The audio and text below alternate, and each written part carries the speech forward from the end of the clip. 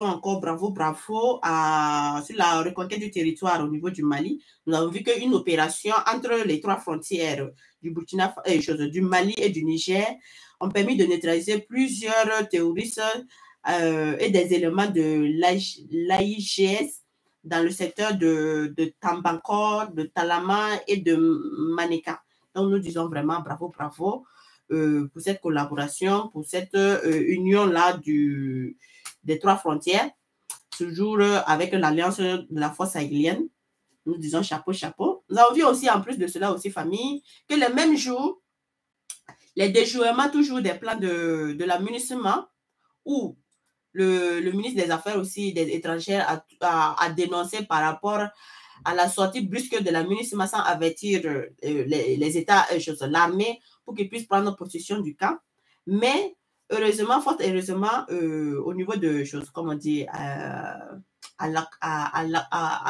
Gelok, voilà, je pense que je prononce bien Gelok. Donc, les gars sont partis, l'amunissement a quitté sans rien dire. Et les gars, les éléments terroristes sont partis prendre le poste, le camp, mais c'est mal connaître les femmes. Donc, les femmes, on les a bombardées en même temps au niveau du camp. On les a limées en même temps là-bas, les terminées en même temps. Donc, famille, nous disons vraiment bravo, bravo.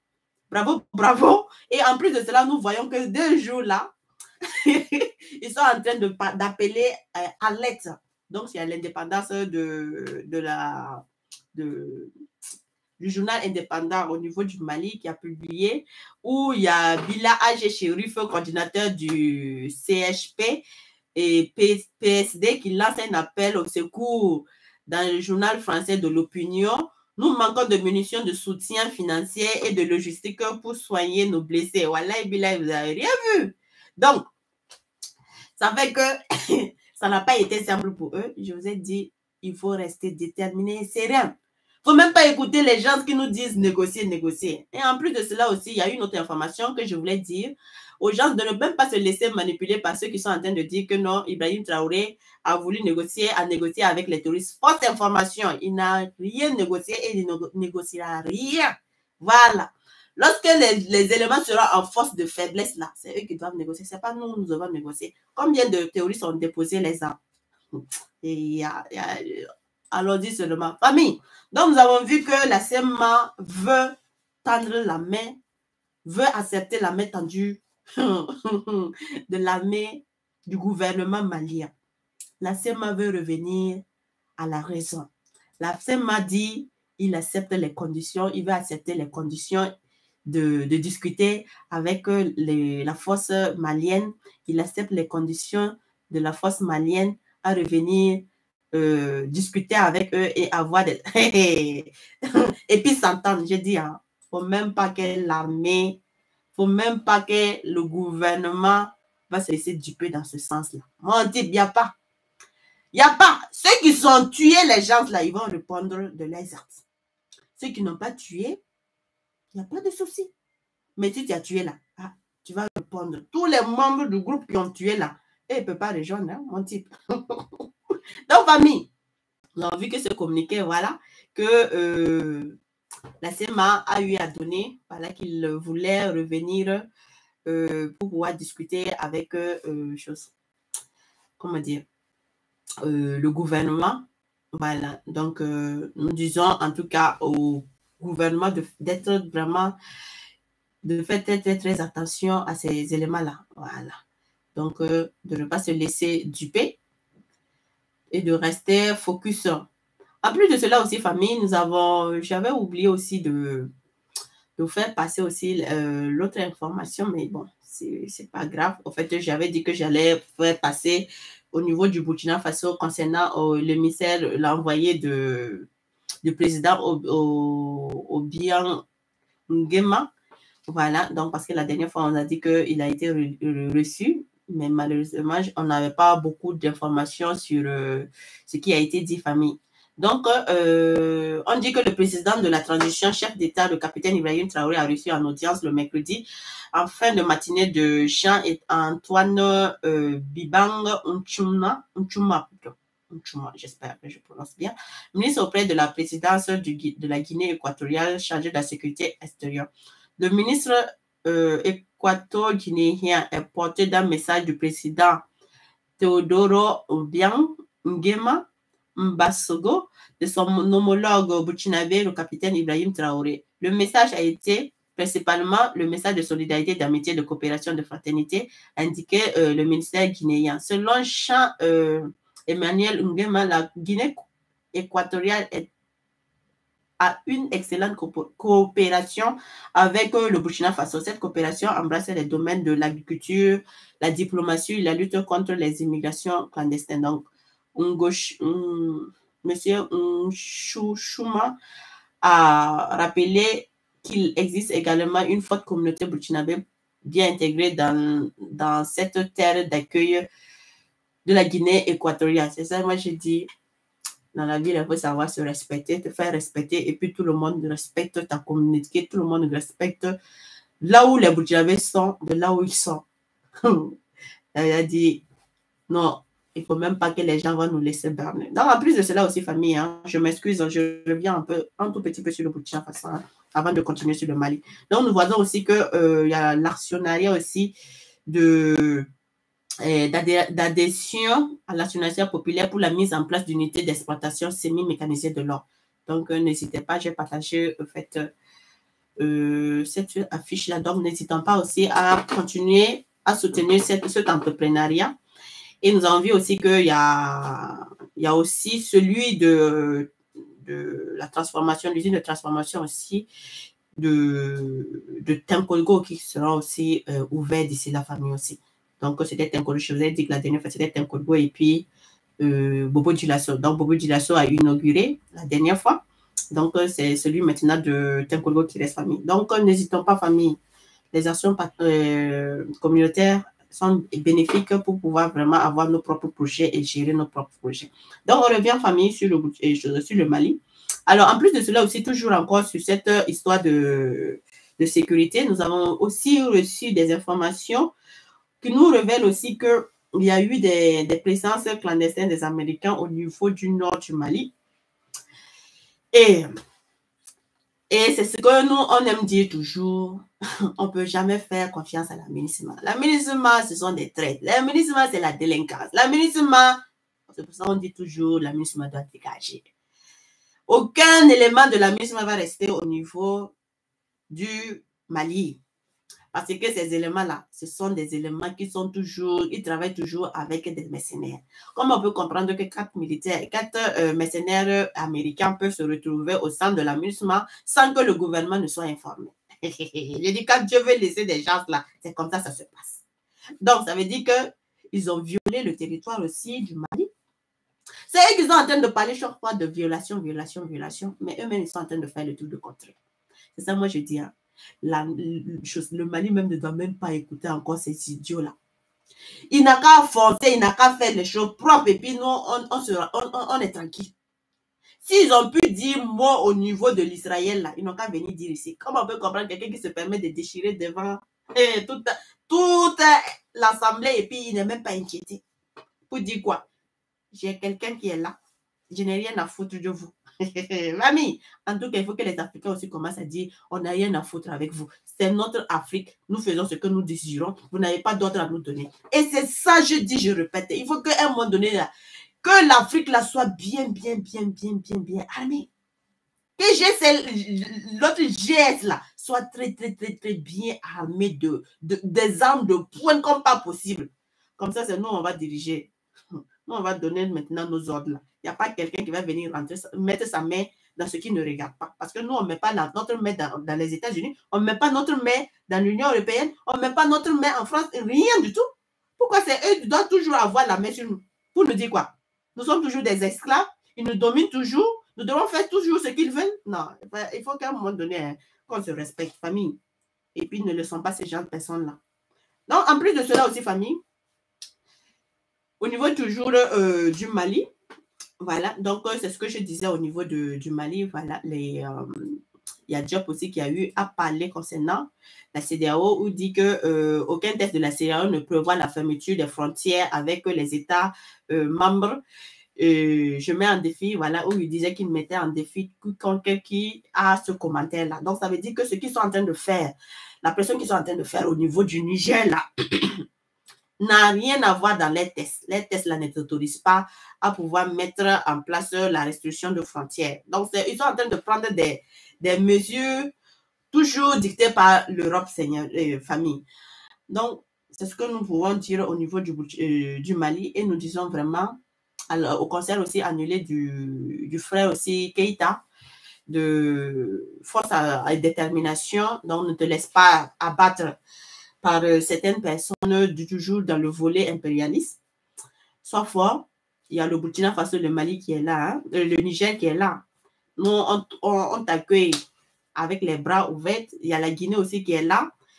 Donc, partout où tu vas, tu peux faire ton concert tranquillement. Et nous tous, nous devons, les artistes là, nous devons savoir que nous devons nous départir de tous ceux qui ne nous veulent pas là. Et puis, rester chez nous. Faire ceux qui nous aiment là. Les pays qui nous aiment là, on va là-bas. Les autres pays là aussi là. Nous aussi, on met aussi des mesures. Personne aussi ne vient chez nous. Et puis, tout le monde n'a qu'à se respecter dans son pays, famille. En plus de cela, si on quitte maintenant le Burkina Faso, nous allons parler sur le Niger, famille.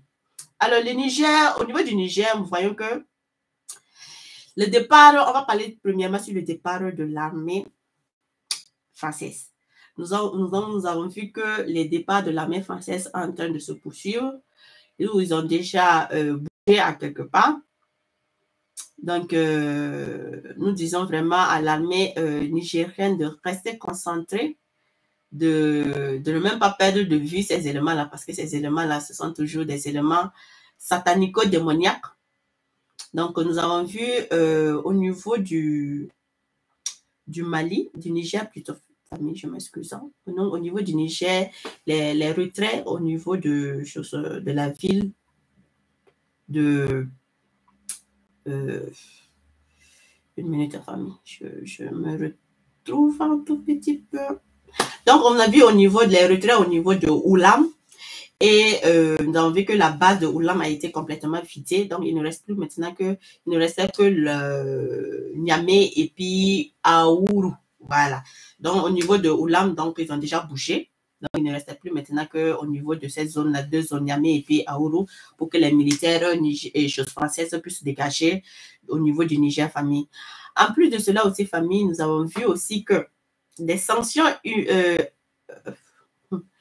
alors, j'avais oublié aussi une information au niveau aussi toujours du Mali, où on a vu le contingent tchadien de la MINUSMA qui a perdu plusieurs soldats et qui sont rangés dans le camp des terroristes des SEMA pour s'opposer à l'avancée de l'armée nigérienne, alors que la bataille de l'Anifis est lors de la progression vers Kigali. Donc, la moitié de cette contingent a été foudroyée pour retrouver les arguments afin de pouvoir justifier le manque des soldats qui manquent à l'appel. Le contingent tchadien a précipitamment abandonné hier. Donc, on disait hier, c'était pas hier, mais c'était avant-hier, le 23 octobre du camp de Aleklok, sans aucune forme de procès ni d'attente de l'armée malienne afin de faire un retrait pacifique du camp. Avec des prétextes fallacieuses du contingent a refusé de se faire embarquer par l'air. Donc, ils ont préféré prendre le chemin pour passer par le Niger et rallier le Tchad. Donc, l'objectif est clair, c'est de vouloir intenter un accrochage imaginaire avec les terroristes dans l'optique de pouvoir placer la mort de ces soldats au contraire de ces supposées embuscades.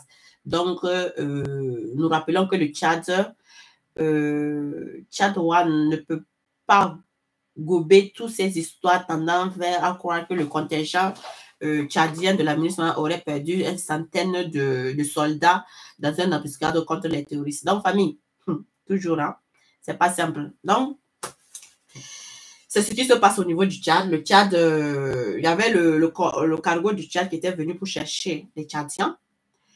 Donc, au final, les Tchadiens ne voulaient pas bouger parce qu'il manquait des reins. Et le manquement du rein, ils se sont fâchés, ils ont dit que non, le manquement du rein, ils ne comprennent pas pourquoi il manquait du monde. Et on les a montré les preuves de là où les éléments se sont ralliés. Donc, ils n'ont pas apprécié, ils n'ont pas aimé, donc ils ont décidé de prendre par voie terrestre et ne pas rentrer dans le cargo qui était venu pour les chercher, pour pouvoir faire quoi? Toujours dans le sens quoi.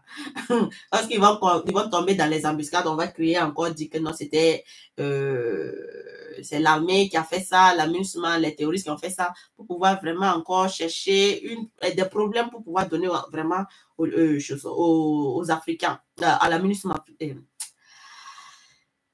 Au Mali, plutôt famille. Donc, vraiment, faisons très, très attention. Le Tchad, là, c'est ça. Moi, j'ai toujours dit le Tchad, là. Moi, j'ai pas foi au Tchad. Je crois pas au Tchad. Le Tchad, c'est les regarder comme ça.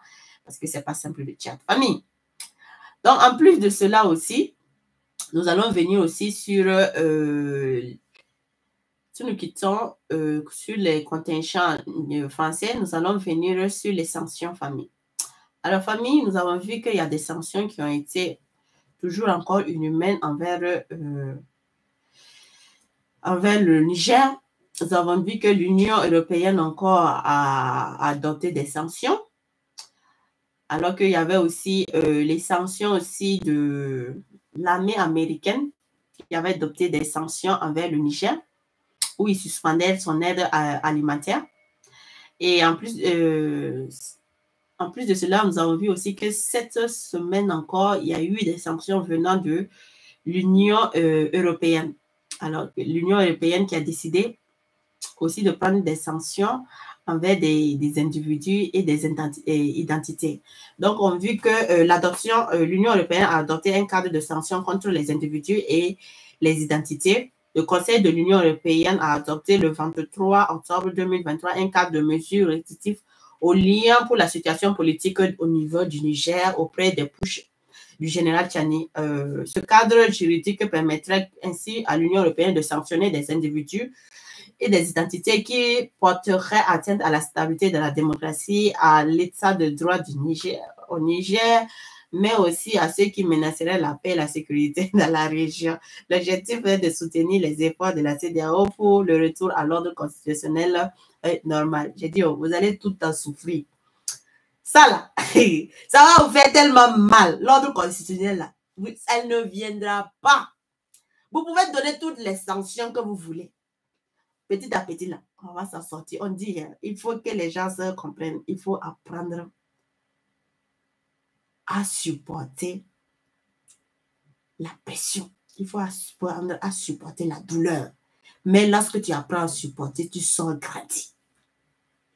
Toujours, ils sont en train de vouloir, ça ce sont des trucs de manipulation. Ils sont en train de prendre toutes ces sanctions-là pour pouvoir, en fait, nous manipuler. Pour qu'on puisse baisser les bras. Pour qu'on puisse quitter derrière cette transition. Pour qu'on dise que non, la transition, on ne va plus suivre. Alors qu'on sait bien que l'avenir, là, l'argent qui nous aide, là, notre avenir est plus important, sera plus radieux et 1000 fois plus que l'argent qu'ils nous donne. Famille, j'ai dit, Nigériens, restez déterminés plus que jamais. Sachez que votre élément, là, il est sur le bon chemin. Toutes ces sanctions qu'on est en train de lui donner là, c'est parce qu'il est du bon chemin.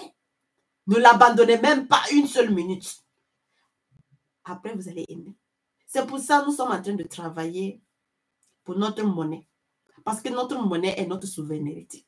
Parce que quand on va créer, quand on va mettre en place, quand on va pouvoir faire tout, et puis on va dire qu'on a fait sortir notre monnaie là, qu'est-ce qu'on aura à foutre de l'argent de l'Union européenne?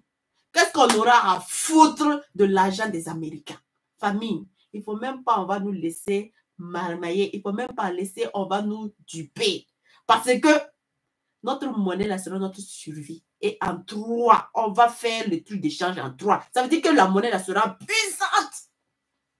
La monnaie, là, sera puissante. Et tous ceux qui voudront travailler avec nous, là, ça veut dire que le domaine des BRICS, là, eux tous sont obligés de passer aussi par notre monnaie.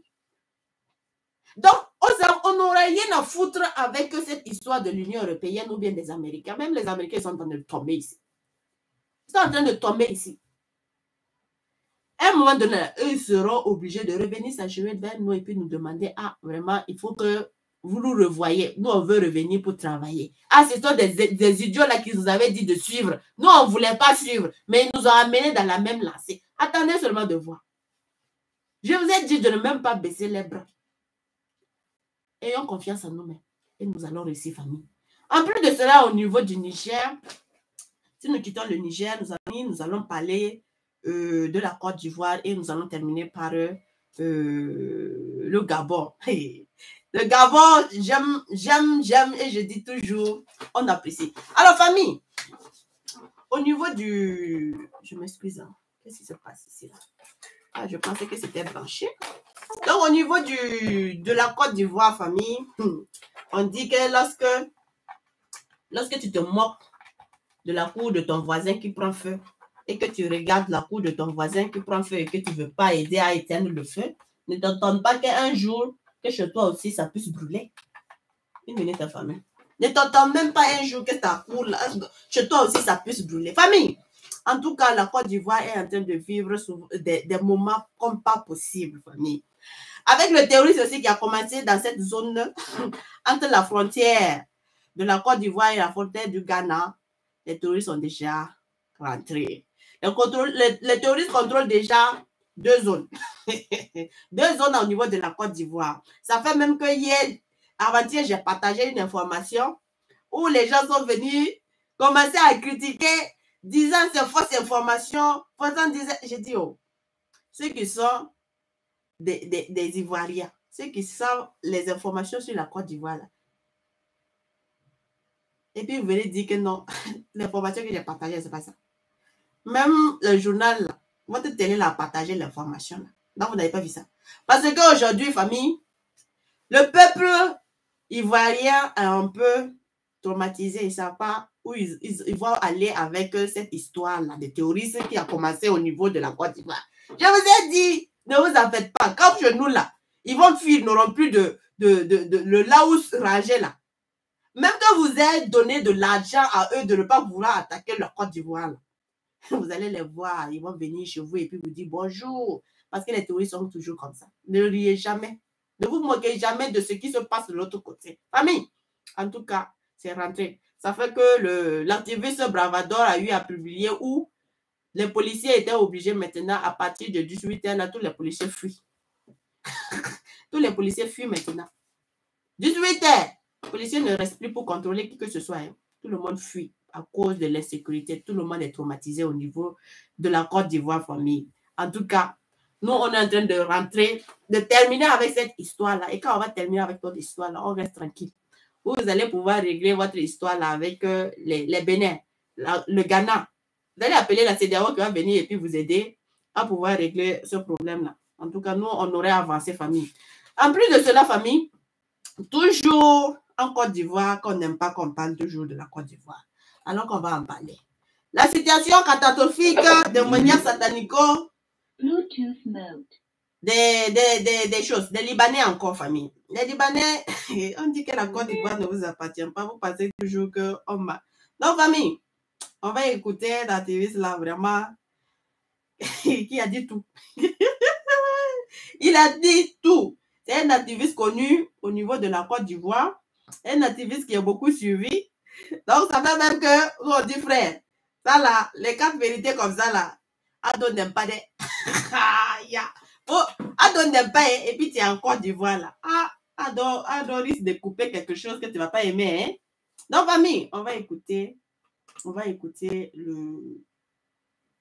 cette affaire. Bonsoir à tous. Alors, Libanais. Vous avez vu sur les réseaux sociaux cette information. C'est bien Libanais tire sur un jeune Ivoirien.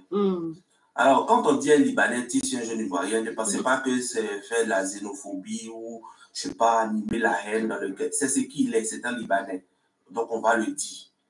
En Tunisie, quand il y a eu braquage où on dit une dame qui est décédée là-bas et que c'était des Ivoiriens, les Tunisiens se sont levés pour dire qu'ils ne veulent plus voir les subsahariens là. Ça n'a pas choqué quelqu'un qu'on donne la nationalité de ce subsaharien là. Donc, que ça ne choque personne qu'on dise c'est un Libanais. Aujourd'hui, c'est la face visible de l'iceberg. C'est-à-dire que là, on parle d'armes à feu, tout ça. Mais ce n'est pas la première fois que certains Libanais se croient tout permis en Côte d'Ivoire. Le fait que la Côte d'Ivoire vous ait ouvert les bras, vous avez la puissance économique en Côte d'Ivoire parce que vous détenez des secteurs clés de l'activité économique de la Côte d'Ivoire. On reconnaît que beaucoup de Libanais apportent à la Côte d'Ivoire financièrement et dans son économie. On reconnaît. Mais c'est parce que la Côte d'Ivoire a fait une politique d'ouverture, de libéralisme économique. Mais cela ne veut pas dire qu'on vous a vendu le pays. Cela ne veut pas dire que vous devez faire tout et n'importe quoi dans un pays. Quand vous êtes dans un pays, déjà, où il y a beaucoup de frustration, où des jeunes estiment qu'ils sont mis de côté pour vous, parce que vous savez qu'il y a des personnes qui ont des terrains ici en Côte d'Ivoire, qui se sont vus arracher leur terrain pour vous les offrir, parce que vous devez construire des centres commerciaux, parce que vous devez construire vos hôtels, ou vos shawarma, ou bien vos boulangeries. Ça existe. Donc, il y a déjà un sentiment d'injustice vis-à-vis de vous. On trouve que vous êtes favorisé par des autorités. On trouve que vous avez des entrées un peu partout, même à la police, que vous êtes un peu intouchable. Et ça, il y a ce sentiment qui naît dans l'esprit des Ivoiriens vis-à-vis de vous. Qui dit que quand un Libanais même est arrêté, ça ne va pas aller quelque part. Mais n'aggravez pas encore la situation avec ce genre de comportement. Parce que ce que vous faites, vous êtes en train de mettre à mal d'autres Libanais, qui eux sont sérieux, qui eux sont droits, qui eux-mêmes sont des Ivoiriens. On connaît beaucoup de Libanais ici qui te parlent de Nouchi, tu vas dire autre, mais qui sont bien intégrés. Mais vous êtes en train de mettre à mal cette cohésion. Ça fait que ces personnes qui essaient de donner un autre visage de la communauté libanaise, ces personnes ne peuvent pas bien travailler. Parce que vous êtes une gangrène. Il faut arrêter ce comportement. Ce qui se passe, c'est que des Libanais se permettent tout parce que ils sont associés à des frères ivoiriens corrompus qui leur donnent des accès à tout, au niveau de la justice, au niveau de la police, au niveau même de l'État. Et ils se permettent de faire tout. Ils font la pluie et le beau temps. Et vous vous étonnez que demain, on dise que la Côte d'Ivoire soit vendue aux étrangers. Mais ça cause de cette personne. Franchement, on veut bien vivre en harmonie avec tout le monde. On veut continuer à être la terre de l'hospitalité. Mais ne nous faites pas regretter notre hospitalité. Parce qu'un matin, quand on va se lever, et puis on va dire tôt, c'est tôt. Vous savez qu'Ivoirien est gentil, mais Ivoirien n'aime pas foutre. Il faut s'arrêter. Il fait quoi avec des armes chez lui? Et ce n'est pas le seul. Plusieurs Libanais ont des armes chez lui, ont des ports d'armes, ont des armes chez eux. Pourquoi? C'est des gens qui, quand tu discutes un peu seulement, demain, chaque fois quelqu'un va venir te menacer. Ils sont capables de mener quelqu'un derrière toi pour t'intimider. Pourquoi? La démocratie, le pays de la démocratie. La Côte d'Ivoire. Il faut nous respecter parce qu'on n'est pas vos marchepieds. On ne vous a pas vendu notre pays. On ne vous a pas vendu notre pays. On vous a accueilli, mais on ne vous a pas vendu notre pays. Il faut nous respecter. Parce que ce genre de choses-là, ça attise la haine, ça attise le ressentiment. Et quand demain, ça va éclater, ne venez pas demander aux gens d'apaiser la situation ici. Je vous le dis en même temps. Donc, parlez à vos frères Libanais, vous les Libanais, en Côte d'Ivoire ici. Famille, c'était le frère ivoirien. Les gens maintenant commencent à prendre, ils commencent maintenant à raisonner. Quand nous on parle de la Côte d'Ivoire, là, comment ça se passe la Côte d'Ivoire, là, que c'est la merde totale. Là. Ah, voici ça. Pays de la démocratie, pays de liberté. Ah, voici ça. Vous êtes en train de parler des Libanais, mais les Libanais, ils gèrent